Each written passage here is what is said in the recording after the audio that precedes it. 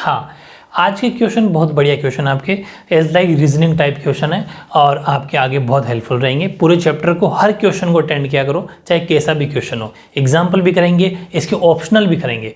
हमेशा मैथ्स को इतना सॉलिड कर लेना है, 10th की मैथ्स को, चाहे आगे मैथ्स लो या ना लो, लेकिन 10th की मैथ्स एक एक क्वेश्चन आपको अटेंड करना है, ठीक है। जैसे कि ये क्वेश्चन आपका सेकंड क्वेश्चन अपने 4.1 का, वो है निम्न स्थितियों को द्विघात समीकरणों के रूप में निरूपित कीजिए, यानी represent the following situations in the form of quadratic equation. मतलब कि द्विघात समीकरण में आपको दिखाना है, लेकिन मेरी बात सुना, मैं एक कदम आगे चलूंगा। आंसर तो द्विघात समीकरण में दिखा देंगे, क्वाड्रेटिक इक्वेशन के अंदर शो कर देंगे, लेकिन अपन एक्स और वाई की वैल्यू भी निकालेंगे। क्यों? क्योंकि इससे दो फायदे हैं, सीखने को मिलेगा और आगे फ्यूचर में कभी ऐसा क्वेश्चन आ जाएगा एक्स और वाई की वैल्यू भी निकालो, तो कैसे करोगे फिर, ठीक है, वो भी सीखना है। तो इसका फर्स्ट पार्ट देखते हैं पहले। एक आयताकार भूखंड का क्षेत्रफल 528 मीटर स्क्वायर दे रखा है, ठीक है, और यानी कि the area of rectangle plot is 528 metre square, और क्षेत्र की लंबाई जो मीटर में है वो चौड़ाई के दुगने से एक अधिक है, यानी कि the length of the plot in metres is more than twice, दुगने से भी एक ज़्यादा, इट्स ब्रेथ। तो we need to find the length and breadth of this plot, यानी कि हमें भूखंड की लंबाई और चौड़ाई ज्ञात करनी है। इसमें लिखा हुआ भी है, वैसे इसमें 3 पार्ट है, मैंने 2 तो यहाँ लिख दिए हैं। अभी पहले अपन फर्स्ट पार्ट का सोल्यूशन देखते हैं, तीनों बारी बारी कर लेंगे। फर्स्ट पार्ट, पहले जो बात कही उस स्टेटमेंट लिखो, आयताकार भूखंड का क्षेत्रफल, लेकिन लंबाई चौड़ाई पहले मानना है अपन को। हमें लंबाई और चौड़ाई, लेंथ और ब्रेथ का नहीं पता, इसलिए हम मान लेंगे एक्स और y. Let the length of a rectangular plot, short में लिख रहा हूँ, आप समझ जाना है ना, माना आयताकार भूखंड की लंबाई, ठीक है, वो है अपने पास x, ठीक है, x, और आगे मीटर भी लिख सकते हो क्योंकि ब्रैकेट में लिखा है मीटर के अंदर है। और अपन मान लेते हैं इसकी लेट द ब्रेथ, ब्रेथ का मतलब चौड़ाई, और फिर रेक्टेंगल, आप पूरी फुल फॉर्म लिखना, ठीक है, माना आयताकार भूखंड की चौड़ाई, ठीक है, और वो हो जाएगी सपोज y मीटर। लंबाई, अच्छा सुनो, लंबाई x है, अब इसको y नहीं मानना। क्यों नहीं मानना? क्योंकि शर्त क्या है कि एक आयताकार भूखंड का क्षेत्रफल इतना, क्षेत्रफल की लंबाई x है तो चौड़ाई उसके दुगने से, चौड़ाई उसके दुगने से, दुगना मतलब लंबाई अगर x है तो इसका दुगना 2x से भी एक ज़्यादा है, ये हो जाएगी चौड़ाई। समझ में आ गई कि अगर लंबाई x है तो चौड़ाई कितनी हो जाएगी, तो यहाँ पर लेट के लिखने की जरूरत नहीं है फिर। अब समझ में आ गई।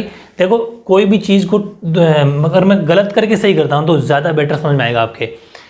Late the length of rectangle plot, माना कि आयताकार भूखंड की लंबाई x है, तो फिर द ब्रेथ ऑफ रेक्टेंगल, तो फिर आयताकार भूखंड की चौड़ाई हो जाएगी 2x + 1, क्योंकि दुगने से एक ज़्यादा, ठीक है।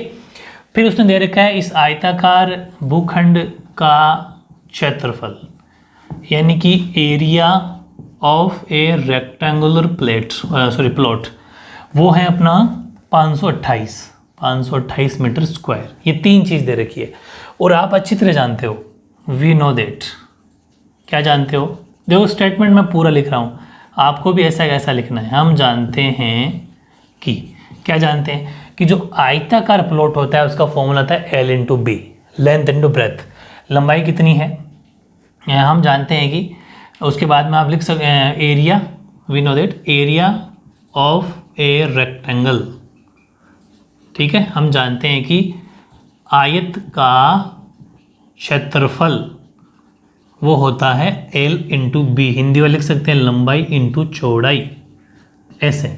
अब नीचे दिखाना है L × B, यहाँ L × L का मतलब x × B मतलब चौड़ाई, वो है 2x + 1 बराबर 528 के 528। पूरा स्टेटमेंट लिखना है, ये चीज़ आप साइड में ऐसे लिख सकते हो बॉक्स बना के, ठीक है, ऐसा। We know that area of rectangle is L × B, हम जानते हैं कि आयत का क्षेत्रफल लंबाई × चौड़ाई होता है। ये लाइन ही वापस कंटिन्यू कर रहे हैं अपन। एरिया ऑफ रेक्टेंगल प्लॉट, आयताकार भूखंड का क्षेत्रफल बराबर 528 दे रखा था, क्षेत्रफल होता है लंबाई × चौड़ाई, जो हमने यहाँ से देखा था L × B, 528 का 528, ठीक है। अब क्या करेंगे, बारी बारी ब्रैकेट ओपन कर लेंगे। एक बार x को 2x के साथ मल्टीप्लाई तो 2x², फिर x को 1 के साथ तो x बराबर 528, ठीक है।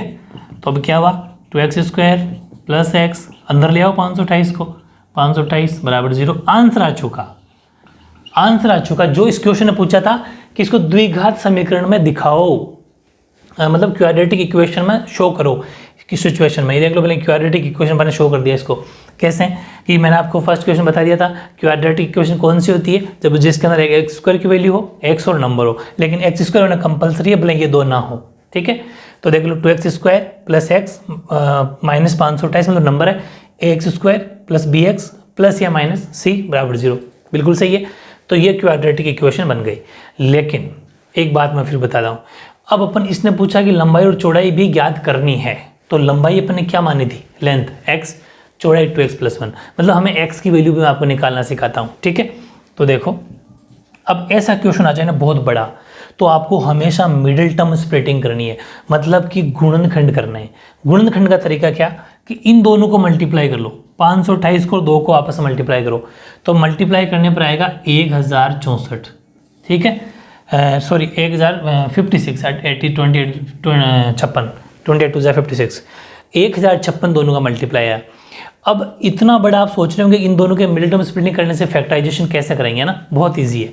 दोनों का मल्टीप्लाई 2 की टेबल से कर दो, 528, फिर 2 से करोगे तो 2, और फिर 6 और 4 है ना, फिर 2 से किया तो 1 3 2 6 6, फिर 2 से करोगे तो 3 3, फिर 3 से करोगे तो 11, और 11 के बाद ख़त्म। ठीक है, तो देखो बहुत आसान है। कैसे कि 11 3 जा 33 और बाकी ये सब 4 8 16 32, तो एक तो बन गया 32 और एक बन गया 33। आता है ना गुणनखंड करना, तो बहुत छोटी सी बात है। मतलब इन दोनों का मल्टीप्लाई इस तरीके से करना है, उन दोनों का मल्टीप्लाई करने पर जो भी आया उसके 2 फैक्टर ऐसे बनाना है कि जो बीच में वैल्यू है उन दोनों को सोल्व करने पर वो आ जानी चाहिए। कैसे कि इस दोनों को अपन जब मल्टीप्लाई किया तो 1056 एक्स स्क्वायर आया। एक्स स्क्वायर की तो जरूरत नहीं है, वो तो अपने मन में सोचना है, एक्स स्क्वायर आया। अब इसके 2 टुकड़े ऐसे करने हैं, ऐसे 2 टुकड़े करने हैं कि उनका सोल्यूशन x बने। ठीक है, हालांकि मैंने बहुत बता रखा है, छोटी सी बात है। तो 33x प्लस का माइनस का 32x, एक तो 33 एक 32, दोनों को मल्टीप्लाई करेंगे तो वही आएगा। अब देखो इन दोनों को मल्टीप्लाई करने पर ये आना चाहिए, आ रहा है बिल्कुल, x into x x square, 33 into 32 1056 होंगे, क्योंकि फैक्टरी उसके निकल के आ रहे बनेंगे कहाँ से। ठीक है, तो यहाँ इन और दोनों का गैप कितना, x का गैप कितना, x का कितना चाहिए था, x का। समझ में आ गई, x का मतलब 33x में से 32x गई, 33x में से 32x गई, तो 1x बचा, 1x का मतलब x। ठीक है, तो बहुत ईजी है, ये हो गया अपने फैक्टराइजेशन। ठीक है, बहुत आसान है। तो क्या लिख देंगे अपन, 2x स्क्वायर प्लस x को क्या लिखें, 33x माइनस 32x माइनस 528। कहने का मतलब है कि इसके ऐसे 2 टुकड़े करूँगी, क्वेश्चन पे कोई फर्क ना पड़े, बिल्कुल नहीं पड़ रहा। 33x माइनस 32x बस तो x ही रहा है भाई। जैसे हैं ये 100 है, अगर मैं इसको 60 + 40 लिख दूँ तो क्या फ़र्क पड़ता है तो 100 ही ना, वो वाली चीज़ है। अब देखो इन दोनों में क्या कॉमन आ रहा है, इन दोनों में कॉमन आ रहा है ओनली फॉर x, तो x क्योंकि इन दोनों में जो होना चाहिए वही कॉमन आता है। अब इसका बारे बारे डिवाइड करेंगे, x का x स्क्वायर से x खत्म हो गया, पीछे बचा 2x, फिर x से x खत्म, पीछे बचा 33, ओनली 33। यहाँ क्या कॉमन है इन दोनों में, इन दोनों के अंदर कॉमन जाएगा 16। अब मैं कैसे सोच रहा हूँ कि 16 कॉमन जाएगा, क्योंकि पक्की बात है यहाँ जो है ना वही इसके ब्रैकेट में आएगा। मेरी टेक्निक सीख लो, ज़िंदगी में बहुत मुश्किल हो जाएगी ये ऐसे क्वेश्चन सोल्व करने में। कैसे कि यहाँ 2x आया, इसका मतलब गारंटी है इसका ब्रैकेट में 2x आएगा, ये रूल है ये फैक्टराइजेशन का, गुणनखंड विधि का। तो यहाँ पर मैं क्या कॉमन लूँ कि यहाँ पर 2 बचे, सीधी सी बात है, 32 है तो 16 लूँगा बार कॉमन, तो ज़्यादा सोचने की जरूरत नहीं, 16 जाएगा, इसके अलावा जाएगा भी नहीं। तो 16 का इसमें किया तो 2x माइनस माइनस प्लस, पक्की बात है 33 बार जाएगा 33। ठीक है, ये क्योंकि 16 जब इसमें डिवाइड करेंगे तो देख लेना भले ही, 16 3 जा 48 बच गए 4, फिर 16 3 जा 33, बिल्कुल सही है। चलो फिर एक बार बाहर जो कॉमन लिया था वो ले लो, x माइनस 16, और मतलब ये ले लिया जाता है, और एक बार ले लिया जाता है ब्रैकेट के अंदर वाला। देखो जिसको सीखना है वो सीखें, वरना आपका सोल्यूशन तो यहीं तक है, लेकिन मैं सिर्फ रटाना नहीं चाहता, आगे भी तो अगर क्वेश्चन आगे पूछ लिया तो क्या करोगे फिर, इसलिए अपन आगे बढ़ रहे हैं। ठीक है, अब देखो एक बार x माइनस 16 को 0 के साथ कंपेयर, एक बार 2x प्लस 33 को 0 के साथ कंपेयर करेंगे। ये जो वैल्यू इस 0 के साथ कंपेयर, ये भी 0 के साथ कंपेयर, तो यहाँ तो वैल्यू निकल के आ जाएगी x बराबर 16। क्यों, क्योंकि 16 उधर चला जाएगा तो हो जाएगा प्लस का।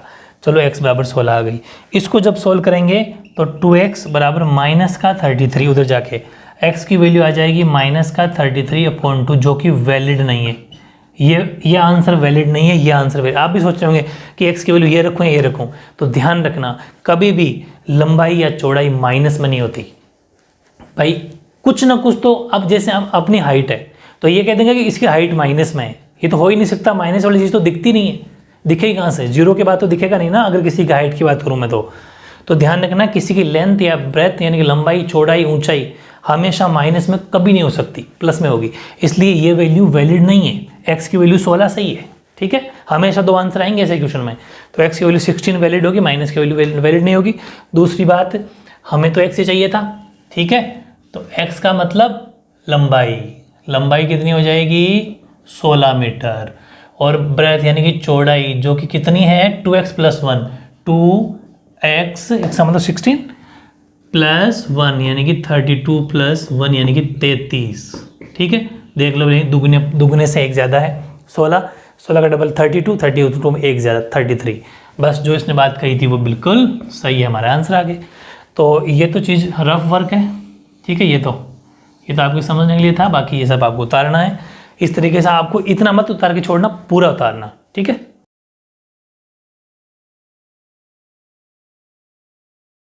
अब देखो ऐसे ही सेकंड पार्ट, ये है कि दो क्रमांकित धनात्मक पूर्णांकों का गुणनफल 306 है, हमें पूर्णांकों को ज्ञात करना। मेरी बात को एक एक चीज को ध्यान से सुनना। The product of two consecutive positive integer is 306, we need to find the integers. देखो हमेशा मेरी बात को ध्यान से सुनना, यहाँ पर क्वेश्चन आपको घुमाएगा। कैसे घुमाएगा, मैं 2-3 वर्ड लिखता हूँ। इसने लिखा धनात्मक पूर्णांक, पूरी बात को समझना। धनात्मक पूर्णांक का मतलब हो गया पॉजिटिव इंटीजर, ठीक है, पॉजिटिव इंटीजर।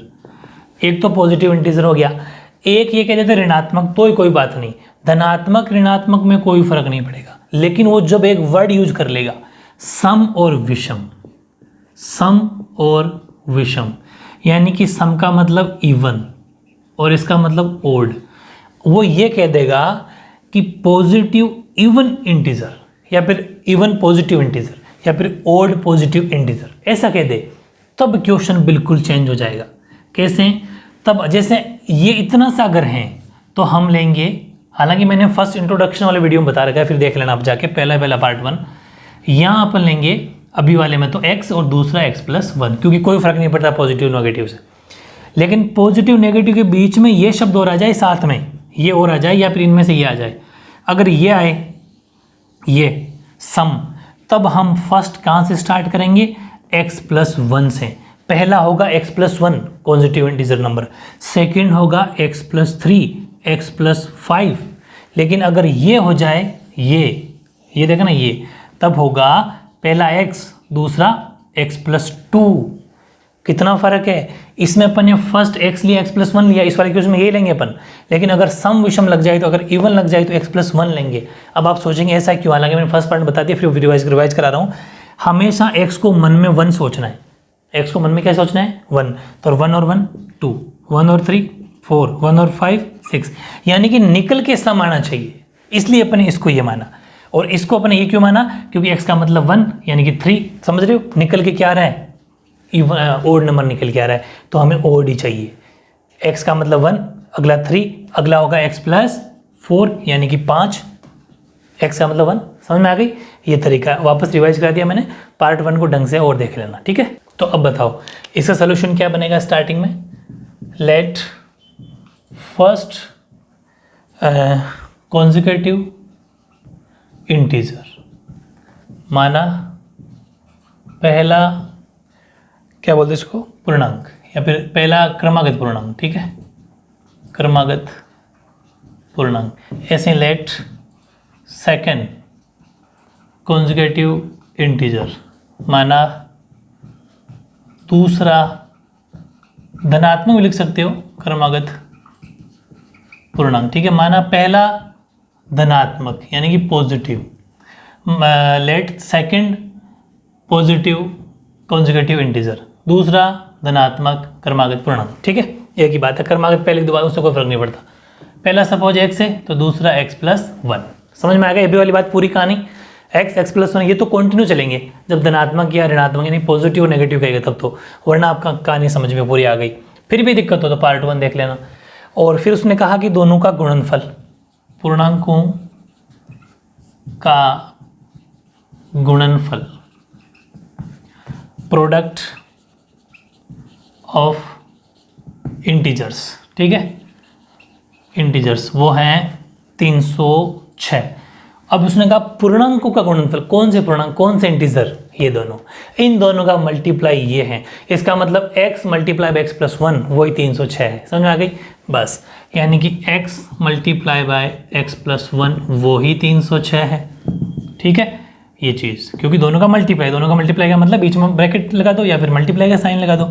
इसका मतलब एक बार x को x से तो x स्क्वायर, फिर x को 1 से तो x बराबर 306, तो x स्क्वायर प्लस x 306 अंदर आ जाएगा बराबर 0। वैसे आपके आंसर आ चुके। उसने कहा था कि इसको द्विघात समीकरण के अंदर रिप्रेजेंट करो, यानी क्वाड्रेटिक इक्वेशन के अंदर रिप्रेजेंट करो, वो तो अपन ने कर लिया। लेकिन अब अपन क्या करेंगे, इसके एक कदम आगे चलेंगे, मतलब हम अब इसको क्या करेंगे, x और y की वैल्यू भी निकालेंगे। वही तरीका, दोनों का मल्टीप्लाई कर लो तो 306 का वही मिड टर्म स्प्लिटिंग करेंगे, तो 2 से क्या, तो 1 5 3, अब तो 3 का जाएगा, 3 5 जा और 1, फिर 3 का चल जाएगा 17 और 17 तो 1, ये हो गया 9 और 18, मतलब 18 और 17 फैक्टर बन गए।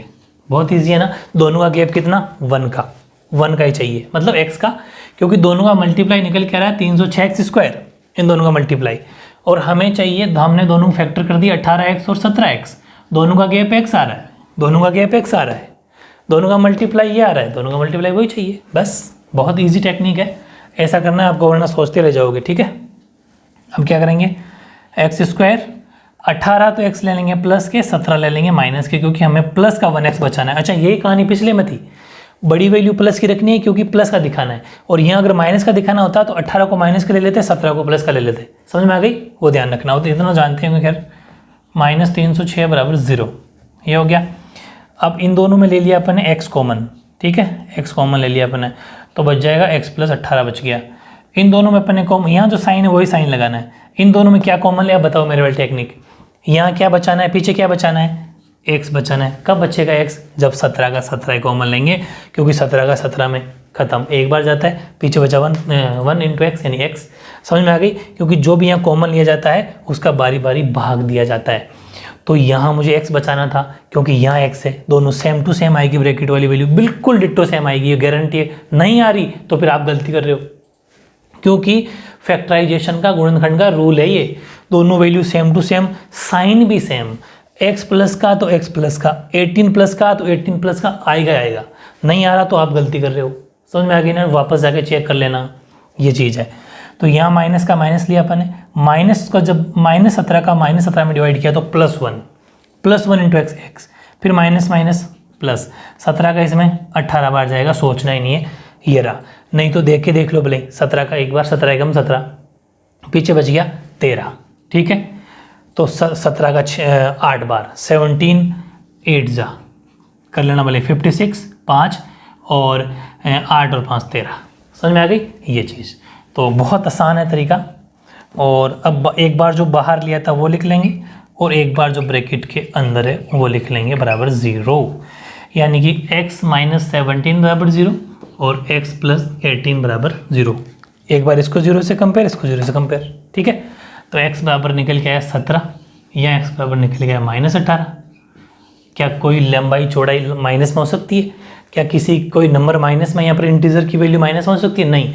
क्यों नहीं हो सकती? अब हाँ, एक चीज़ काम आएगी, उसने कहा था धनात्मक का मतलब पॉजिटिव, इसलिए हाँ ये एक चीज़ अब यहाँ पर काम आएगी। देखो, हर चीज़ क्वेश्चन में जो भी चीज़ लिखी होती है ना, उसका कुछ ना कुछ तो यूज़ होता है। अब यहाँ पर चलो, यहाँ x और x प्लस 1 लेने में तो कोई धनात्मक यानी पॉजिटिव का कोई फर्क नहीं पड़ा अपने, वो तो चाहे पॉजिटिव हो चाहे नेगेटिव, अपन x प्लस 1 ले लेंगे। लेकिन यहाँ फर्क पड़ा, यहाँ क्या पड़ा कि x की वैल्यू -18 आई। अब माइनस की वैल्यू नहीं लेंगे क्योंकि हमें पॉजिटिव चाहिए। अगर -18 लिया तो x की वैल्यू -18 बन जाएगी, जबकि हमें तो ऋणात्मक थोड़ी ना चाहिए, नेगेटिव थोड़ी चाहिए, पॉजिटिव चाहिए। इसलिए हम x की वैल्यू ये लेंगे, ये नॉट वैलिड, क्योंकि हमें धनात्मक पूर्णांक चाहिए, पॉजिटिव इंटीजर चाहिए, ये कारण है इसका। तो x की वैल्यू तो हो जाएगी 17, यानी कि पहला इंटीजर तो हो जाएगा, फर्स्ट इंटीजर तो हो जाएगा 17, पहला पूर्णांक तो, और दूसरा हो जाएगा 17 + 1, यानी कि x प्लस 1 है ना वो, यानी कि सेकंड इंटीजर हो जाएगा आपका 18, सेकंड पूर्णांक यानी कि दूसरा पूर्णांक। ठीक है, ये नॉलेजेबल बात थी बहुत। अगर मैं यहीं करा के छोड़ देता तो ये कैसे सीखते, ठीक है। तो ये था इसका सेकंड पार्ट, इसके 2 पार्ट और है अभी।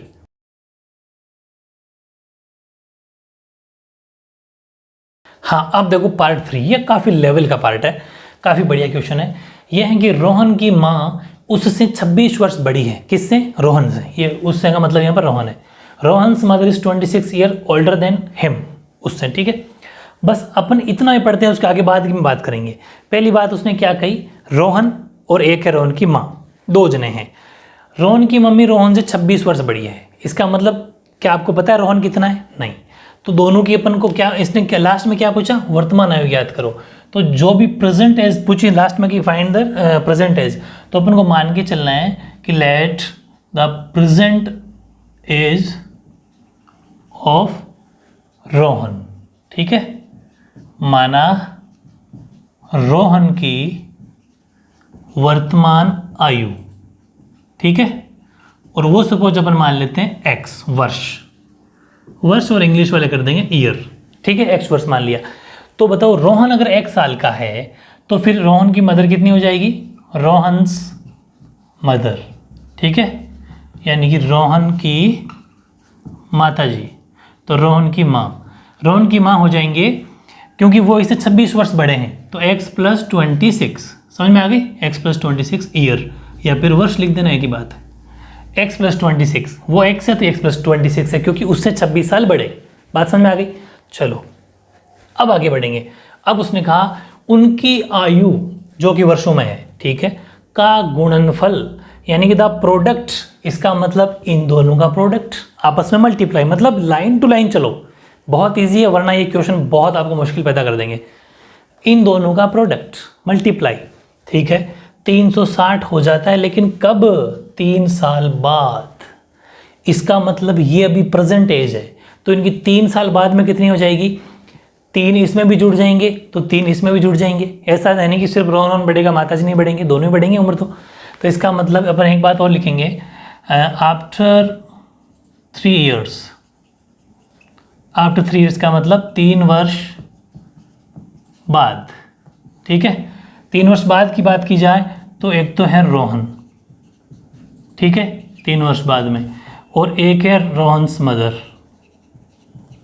ठीक है, यानी कि रोहन की माँ। तो x अभी है, 3 साल बाद में 3 ज़्यादा बढ़ जाएंगे। माता जी x + 26 है, 3 और बढ़ जाएंगे, यानी कि x + 29 के हो जाएंगे। x + 29 वर्ष या फिर ईयर्स। बात समझ में आ गई क्या? ये बहुत इंपॉर्टेंट चीज़ लिख दी मैंने। दोनों ही 3 साल बाद की स्थिति है, ठीक है। जैसे ऐसा मान लो कि आज अभी आप 10 साल के हो, 3 साल बाद में कितने हो जाओगे? 13, वो वाली चीज़ है। तो ये हो गया। अब उसने कहा कि इन दोनों का मल्टीप्लाई, उन दोनों का मल्टीप्लाई नहीं, इन दोनों का मल्टीप्लाई, 3 साल बाद में जो एज हो जाएगी ना, उनका प्रोडक्ट, ठीक है। तो प्रोडक्ट ऑफ देयर एजेस, यानी कि क्या बोलते हैं, आयु का गुणनफल कितना? 360। और आयु कोई कौन सी? एक तो है x + 3, एक है x + 29, और वो ही 360। आयु का गुणनफल मतलब ये दोनों आयु, इन दोनों का गुणनफल, गुणनफल का मतलब प्रोडक्ट यानी कि मल्टीप्लाई, ठीक है, बराबर 360। अब वही सिस्टम क्या कि एक बार x को x + 29 से मल्टीप्लाई, फिर 3 को x + 29 से मल्टीप्लाई, और 360 अपनी जगह, बारी बारी इसको इस पूरे से, इसको इस पूरे से मल्टीप्लाई। तो x को x से किया तो x² प्लस x को 29 से किया तो 29x, 3 को x से किया तो 3x, और 3 को इससे किया 3 9 27, 3 9 27, 2 6 और 2 8, 87 बराबर 360। तो x², अब ये 29 और 3 ये हो गया 32x प्लस 87, 360 को अंदर ले आओ बराबर 0, यानी कि x² ये हो गया आपका 32x, लेकिन यहाँ बचेगा माइनस का, क्योंकि माइनस की वैल्यू बड़ी है। 360 में से 87 चले जाएंगे, 10 में से 7 गए तो 3, ठीक है। यहाँ बचे 5, 5 में से 8 जाते नहीं, तो 15 में से 8 गए तो बचे 7, यहाँ बचे 2, 273 बराबर 0। अब वैसे तो ये आंसर आ चुका, कौन सा, जो इस क्वेश्चन ने पूछा था, लेकिन अपन एक कदम चलेंगे आगे, क्योंकि मैं चाहता हूँ कि आप वो भी तरीका सीखो, क्योंकि क्वेश्चन में पूछ लिया एक्स और वाई की वैल्यू भी निकालो, मतलब एक्स की वैल्यू भी निकालो तो भी आना चाहिए, तो डबल तरीके सीख रहे हैं अपन। तो वही मिडिल टर्म स्प्लिटिंग, 273 के ऐसे टुकड़े करो कि उन टुकड़ों का सोल्यूशन 32x आए। चलो फिर अपन इधर ही कर लेते हैं। 273 का अपन प्राइम फैक्टराइजेशन वही सेम मेथड, 3 से किया तो 3 9 जा 27 और 3 1 जा 3, सॉरी 3 1 जा 3 एक ही बार जाएगा, फिर 3 से किया तो 3 का जाएगा नहीं, 7 से जाएगा, क्योंकि 7 की टेबल में 13 बार आता है, 91 13 में चल जाए एक, बस खत्म। ये फैक्टर बने, लेकिन हमें चाहिए 32 गैप, 32 का चाहिए ना, तो हो गया कैसे कि 13 3 जा 13 3 39 और ये रख दिया अपन ने, अकेला बच गया 7, दोनों को माइनस करके देख लो 32 बच रहा है बस। इसका मतलब 32, तो 7 तो रखेंगे माइनस के और 32 रखेंगे प्लस के। बात समझ में आ गई ना, मिडिल टर्म स्प्लिटिंग कैसे करते हैं। अब तो बहुत ईजी तरीका बता दिया मैंने, जो बॉक्स बंद किया वो तरीका है। एक्स स्क्वायर प्लस में 39 तो लेंगे प्लस का और माइनस के लेंगे 7, ठीक है, और फिर माइनस का 273 अपनी जगह बराबर 0। बात समझ में आ गई, क्योंकि 39x में 7x जाएंगे तो पीछे 32x प्लस के बचने चाहिए, इसलिए बड़ी वैल्यू प्लस की लेनी है, ठीक है। और इसके बाद में फिर क्या कर लेंगे, इन दोनों में कॉमन आ गया x, तो x प्लस 39 बच गया, क्योंकि x जो दोनों में कॉमन होता है उसको बारी बारी भाग दिया जाता है, डिवाइड किया जाता है। यहाँ जो साइन है वही लगाना है। यहाँ पर दोनों में 7 कॉमन जाएगा, क्या जाएगा, क्योंकि हमें यहाँ x बचाना है, x बिल्कुल बचेगा, तो यहाँ हम लेंगे कॉमन 7, तो माइनस इंटू माइनस हो गया प्लस, 7 एकम 7 1, पीछे बचा प्लस का x, माइनस 7 का इसमें पक्की बात है, प्लस में 39 जाएगा, देख लेना भले दोनों सेम आने चाहिए, तो आप तो बिना देखे कर देना, अगर फैक्टर में कोई गलती नहीं करी है तो ये दोनों चीज़ सेम आएगी, ठीक है। और बाकी ब्रैकेट की बाहर वाली चीज़ क्या आती है वो लिख देते हैं, x माइनस 7 और एक x प्लस 39 बराबर 0, तो वही बारी बारी सिस्टम, एक बार x प्लस 7 बराबर 0 को कंपेयर करेंगे, एक बार 39 को 0 के साथ कंपेयर करेंगे, x की वैल्यू 7 आई, x की वैल्यू माइनस का 39 आई। क्वेश्चन की डिमांड क्या थी, उम्र, और उम्र कभी माइनस में नहीं होती, क्या एज कभी माइनस में होती है, क्या जन्मते ही 1 घंटे का हुआ 5 मिनट 1 मिनट 10 सेकंड 20 सेकंड, उम्र हमेशा प्लस में होती है, माइनस में नहीं होती, तो ये वैलिड नहीं है, तो ये वैलिड है, x की वैल्यू 7 है। इसका मतलब रोहन की एज कितनी हो जाएगी, रोहन तो हो जाएगा 7 साल का, प्रेजेंट एज पूछी उसने ना, तो रोहन की लिख देना देयरफॉर, थोड़ा स्टेटमेंट लिख देना आपको, तो therefore the present age of Rohan is 7 years, ठीक है, यानी कि अतः रोहन की वर्तमान आयु बराबर 7 वर्ष। और रोहन्स मदर की कितनी हो जाएगी, रोहन्स मदर यानी कि रोहन की माता जी की कितनी उम्र हो जाएगी, वो उनसे उससे x प्लस 26 साल बड़े हैं, x का मतलब 7 प्लस 26 यानी कि 6 और 7 13, 13 1 कैरी और 33 साल के फिर वो हो गए, ठीक है। तो 33 years के तो वो हैं और 7 वर्ष का रोहन है। ध्यान रखना यहाँ मत कंपेयर करना, कंपेयर यहाँ होगा क्योंकि इसने पूछा क्या।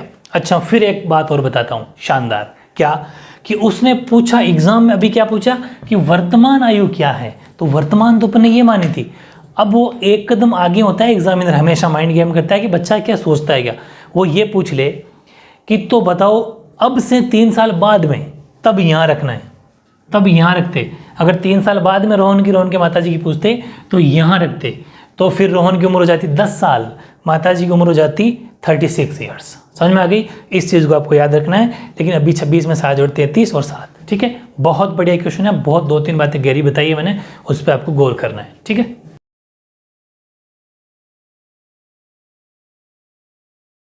अब देखो फोर्थ पार्ट, ये भी उस थर्ड जितना ही बहुत ही परफेक्ट पार्ट है, बहुत बढ़िया लेवल का क्वेश्चन है। एक रेलगाड़ी 480 किलोमीटर की, देखो मैं चाहता ना तो शॉर्ट एंड स्वीट करा देता आधा अधूरा, लेकिन नहीं, पूरा पढ़ रहे हैं, आपको ही पूरा पढ़ना है, ठीक है। यही अपने चैनल की खास बात है, और जो पुराने स्टूडेंट है वो जानते हैं, इसलिए आपको मेरी बात को ध्यान में रखते हुए चलना है, जो मैं करवा रहा हूँ वैसा करना है। एक रेलगाड़ी 480 किलोमीटर की दूरी समान चाल से तय करती है, 480 किलोमीटर डिस्टेंस समान चाल से। कौन सी समान चाल से, मतलब समान स्पीड से। अब पता नहीं स्पीड क्या है। A train travels a distance of 480 kilometre at as uniform speed, uniform मतलब समान स्पीड, लेकिन सेम स्पीड का पता ही नहीं, बस आगे नहीं बढ़ना, यहीं रुकना है। जिस चीज़ का नहीं पता उसको x मानना है। Let the speed of train, ठीक है, ऑफ ए ट्रेन यानी कि माना रेलगाड़ी ना, हाँ रेलगाड़ी की चाल वो है सपोज x किलोमीटर प्रति घंटा। ध्यान रखना स्पीड हमेशा किलोमीटर पर आवर में रहेगी, ठीक है, x किलोमीटर प्रति घंटा। हिंदी वाले ऐसे लिख लेना शॉर्ट में, वैसे तो इंग्लिश में भी लिख सकते हो लेकिन ऐसा कर देना किलोमीटर प्रति घंटा, ठीक है।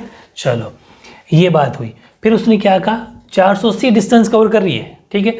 इस x किलोमीटर प्रति घंटे की स्पीड से लिख देता हूँ, चलो डिस्टेंस कवर, डिस्टेंस या फिर कवर डिस्टेंस लिख देते हैं, शॉर्ट में काम हो जाएगा। कवर डिस्टेंस यानी कि तय की गई दूरी, तय की गई दूरी कितनी है 480 किलोमीटर, ठीक है। इस स्पीड से 480 किलोमीटर डिस्टेंस कवर कर रहा है, कवर कर रही है ट्रेन। तो बताओ कितना समय लगा, आगे नहीं बढ़ेंगे, यहीं रुकेंगे। इस स्पीड से कोई ट्रेन चल रही है 480 किलोमीटर तक चली, कितना टाइम लगा, बिल्कुल यानी कि 480 किलोमीटर दूरी तय करने में लगा समय, ठीक है, यानी कि time taken to cover a distance 480 kilometre. क्या निकाल रहे हैं अपन, समय, टाइम। और मैंने आपको एक फॉर्मूला बताया था DST, DST short trick. DST का मतलब distance equals to speed into time, और जब टाइम निकालना हो तो स्पीड नीचे आ जाएगी, D अपॉन S है ना, यानी कि फॉर्मूला होता है डिस्टेंस अपॉन, लिख देना साइड में कहीं पर, हम जानते हैं कि टाइम बराबर डिस्टेंस अपॉन स्पीड, ठीक है, यानी कि समय बराबर दूरी बटा चाल। ये आपको एग्जाम में भी फॉर्मूला दिखा के आना है। चलो डिस्टेंस कितनी 480, ठीक है, स्पीड कितनी x किलोमीटर, तो इतने घंटे, सिर्फ और सिर्फ r, क्योंकि बात चल रही है घंटे में, तो 480 बटा x घंटे, इतना टाइम लगा उसको कि इस स्पीड से चलने में।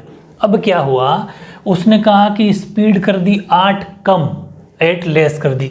ये वाली लाइन लिखेंगे अपन, कौन सी, कि जो चाल है 8 किलोमीटर, चाल जो थी वो 8 किलोमीटर प्रति घंटा कम, यानी कि द स्पीड ये रहा ना, कहाँ लिखा, हाँ, the speed had been 8 kilometre per hour less.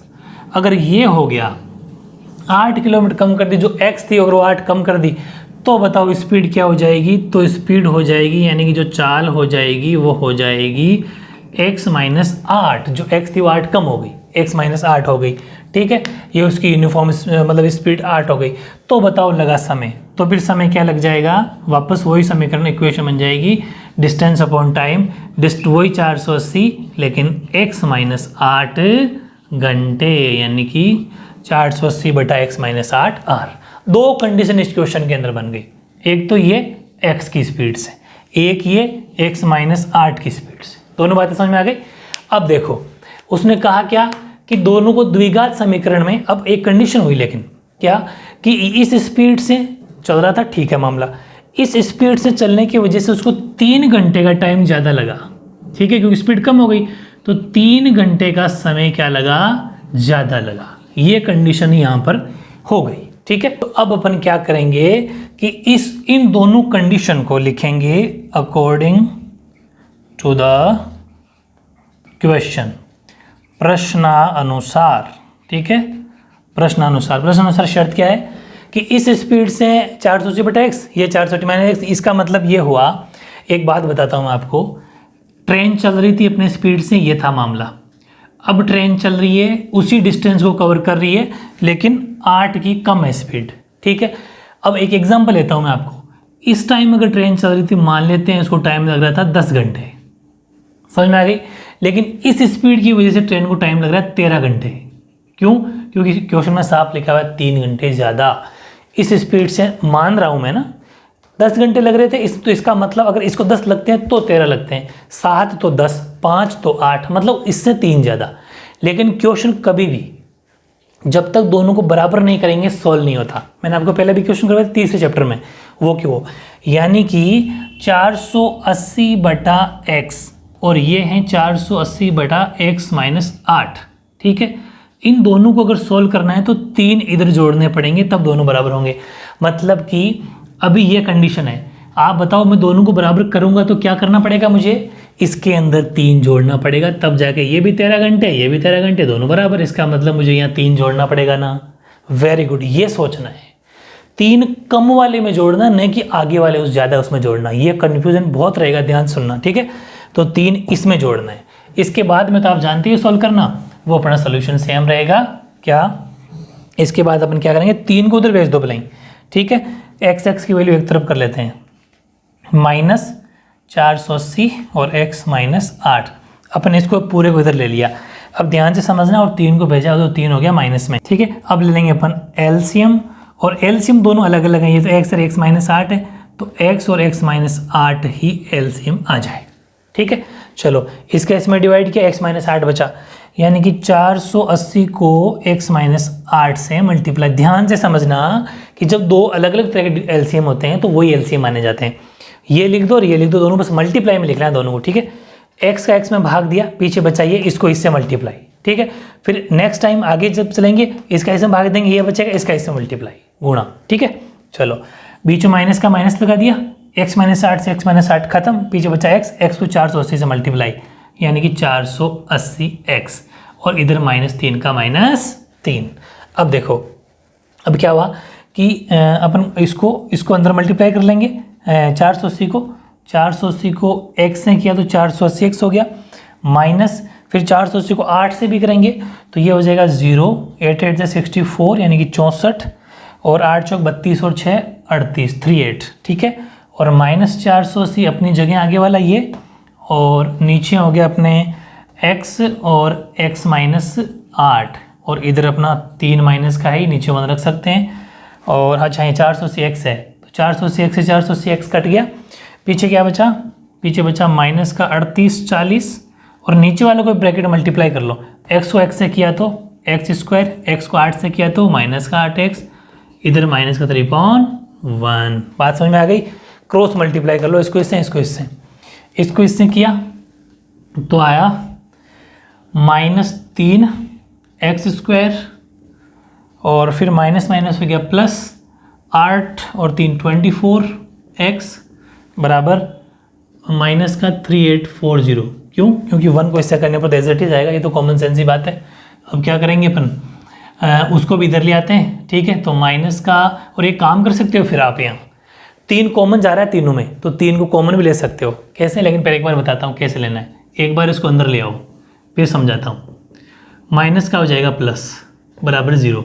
अब अपन एक काम करते हैं, तीनों में 3 कॉमन जा रहा है तो 3 लेते हैं, लेकिन माइनस का 3 कॉमन ले लेना, ताकि पहली वैल्यू प्लस की रह जाए। x² की वैल्यू हमेशा कोशिश करना प्लस की रह जाए। तो -3 कॉमन लिया तो -3 से -3 कट गया, सिर्फ x² बचा। फिर -3 से 24, माइनस का 8 हो गया, 3 8 24 और x, क्योंकि माइनस प्लस माइनस डिवाइड कर रहे हैं अपन। फिर इसका इसमें डिवाइड किया तो 1 टाइम, और 3 2 जा 6, और बच गए 2, 3 8 जा 24 0, ठीक है। 1 2 8 0, हाँ बराबर 0। ये -3 उधर जाके 0 हो जाएगा, ठीक है, क्योंकि -3 0 के बटे में जाएगा तो कोई खत्म। तो x² -8x -1280 बराबर 0, ये बचा। अब अपन x की वैल्यू भी निकालेंगे, क्योंकि वैसे तो आपका आंसर आ चुका है, लेकिन अपन तो एक कदम आगे चलेंगे। तो अपन करेंगे इसका मिडिल टर्म स्प्लिटिंग, यानी कि इन दोनों का मल्टीप्लाई 1280x² हो रहा है। ऐसा करना है कि पीछे माइनस का 8x बच जाए, तो अपने पास जगह तो वैसे यही करना पड़ेगा, 1280 कर लेते हैं, ठीक है। 1280 का अपन डिवाइड इस एलसीएम मेथड से करते हैं, तो 2 का गया तो 6, प्राइम फैक्टराइजेशन कर रहे हैं अपन ये, ठीक है। अभाज्य गुणनखंड विधि, 6 बार 4 बार 0, फिर 3 2 0, 1 6 0, 8 0, 40 2, फिर जाएगा 20, ठीक है, यहाँ 20 आ जाएगा, फिर 2 10 5, और ये खत्म। अपन को बीच का गैप 8 का चाहिए, 8 का चाहिए ना, तो थोड़ा सोचो। 2 दूनी 4, 8 16 32, 1 मिनट रुकते हैं यहीं पर। फिर हो जाएगा 10 20 और 40 आ गया, यानी कि x² माइनस के तो हो जाएंगे 40x। कहाँ तक, ये और ये 10 20 और 40, माइनस का 40x, 4 8 16 32, प्लस का 32x, बीच का गैप कितना आ रहा है, माइनस का 8 आ रहा है। अब आप सोच रहे होंगे मैंने इसको माइनस का क्यों किया, क्योंकि मुझे माइनस का 8x बचाना था, समझ में आ गई। और इन दोनों का मल्टीप्लाई करने पर माइनस का 1280 एक्स स्क्वायर आना चाहिए, बिल्कुल आ रहा है क्योंकि 1280 का ही मैं फैक्टर बना रहा हूँ। ये है तरीका, ठीक है। और माइनस का 1280 अपनी जगह बराबर 0। अब क्या करना है, कॉमन लेना है, इन दोनों में क्या कॉमन जाएगा, ओनली 4x। तो x का सिर्फ x बचा और यहाँ बच गया 40। इन दोनों में क्या कॉमन जाएगा बताओ, 32, बिल्कुल सही, क्योंकि मुझे x बचाना है, बच गया। फिर ये 32 लिया तो यहाँ पर भी माइनस का 40 बचेगा ऑटोमेटिक, क्योंकि ये दोनों सेम आने चाहिए। बहुत कॉमन सेंस अप्लाई करना है। 32 क्यों लिया मैंने, क्योंकि यहाँ x है तो यहाँ x का बचेगा जब 32 लूँगा, ठीक है, ओके। अब एक बार बाहर वाला x प्लस 32 और एक बार ब्रैकेट के अंदर वाला, ठीक है। तो एक बार x प्लस 32 को 0 के साथ कंपेयर और एक बार x माइनस 40 को 0 के साथ कंपेयर। तो x की वैल्यू हो जाएगी 40 और यहाँ x की वैल्यू हो रही है माइनस की 32, जो कि वैलिड नहीं है, नॉट वैलिड, क्योंकि कभी किसी की स्पीड माइनस में नहीं हो सकती। भाई मामूली से हिल भी रही है तो कुछ तो स्पीड है उसकी।